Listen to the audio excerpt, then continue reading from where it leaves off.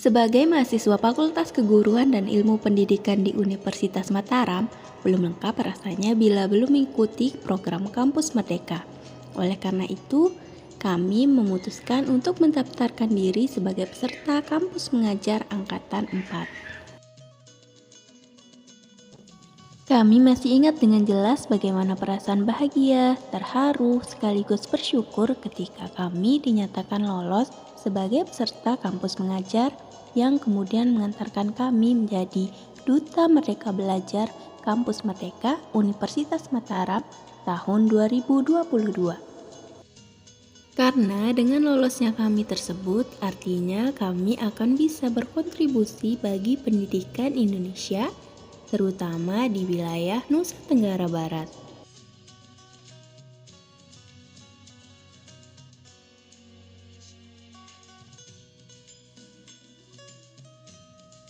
Sebagai suatu tim yang ditempatkan di sekolah yang sama, kami selalu berbagi pikiran dan pendapat tentang apa saja program-program yang akan kami laksanakan selama masa penugasan.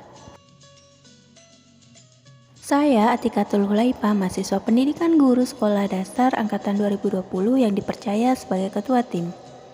Ini Arinal Hidayati, mahasiswa pendidikan biologi angkatan 2020. Ini dia Kak Deti Muti Asyariza, mahasiswa pendidikan guru sekolah dasar angkatan 2019. Ini Kak Bulan Maulida, dia merupakan mahasiswa pendidikan guru sekolah dasar angkatan 2019. Nah, ini Aning Erianti Sabilillah, mahasiswa pendidikan guru sekolah dasar angkatan 2020.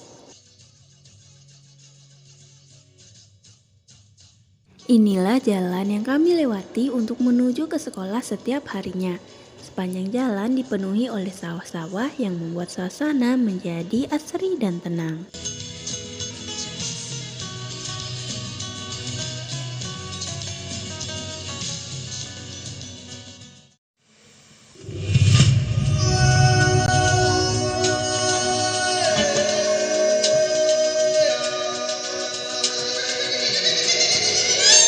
Kami selalu datang ke sekolah penempatan dengan tepat waktu.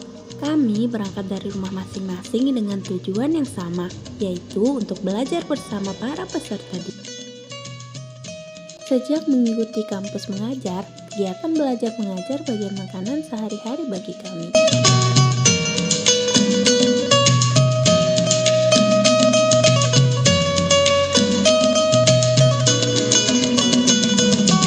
Kami biasanya memanfaatkan buku-buku yang sudah disediakan oleh sekolah untuk menunjang pelaksanaan kegiatan belajar mengajar. Perasaan bahagia selalu kami rasakan ketika melihat para peserta didik aktif dalam kegiatan pembelajaran. Bukan hanya memanfaatkan buku, kami juga memanfaatkan teknologi yang ada untuk melaksanakan kegiatan belajar mengajar bersama para peserta didik.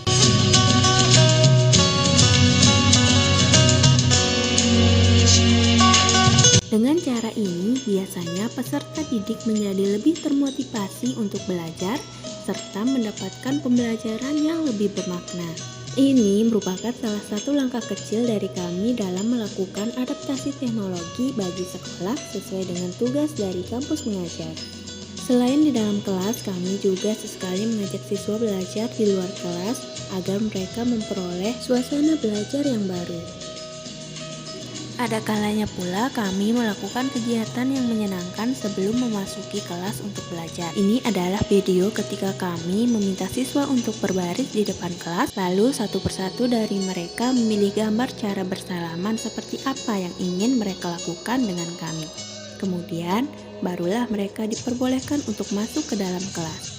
Kegiatan ringan seperti ini terkadang bisa membangkitkan semangat belajar mereka.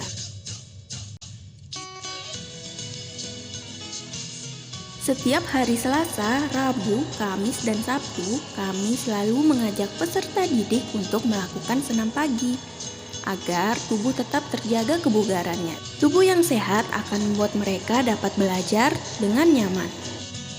Banyak cara menyenangkan untuk melakukan kegiatan literasi dan numerasi. Misalnya dengan bermain ular naga, yang tertangkap akan diberikan pertanyaan dan harus dijawab dengan benar agar ia bebas.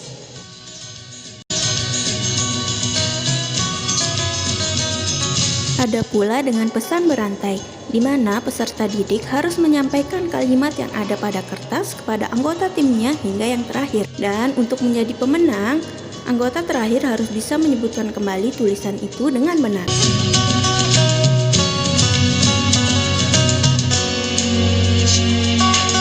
Inilah game bangun ruang. Peserta didik dikelompokkan dan diberikan kertas berupa jaring-jaring kubus yang belum utuh.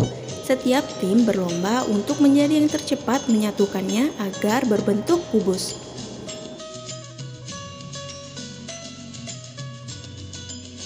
Tidak lupa dengan bahasa daerah, kami juga membuat program yang kami namakan Game Bebaturan.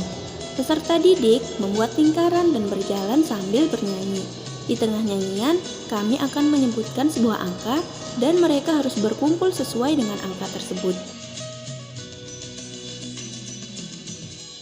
Gerakan membaca bercerita berhadiah, program yang kami peruntukkan bagi peserta didik kelas rendah. Mereka diberikan kertas berisi cerita pendek. Siapapun boleh maju untuk membacakannya di depan. Selain literasi, kegiatan ini juga meningkatkan kepercayaan diri mereka. Kami sebagai mahasiswa kampus mengajar juga memiliki agenda penting, seperti melaksanakan kegiatan asesmen kompetensi minimum kelas atau AKM kelas menggunakan komputer. Kami berbahagia karena tim kami pernah menjadi tim dengan peserta AKM kelas terbanyak kedua. Tak terasa sudah tiba saatnya kami kembali ke kampus kami. Mengikuti program kampus mengajar memberikan banyak hal, terutama pembelajaran, bahwa menjadi guru itu bukanlah suatu hal yang mudah. Namun, kami tetap merasa bahagia karena sudah dapat berkontribusi bagi pendidikan Indonesia.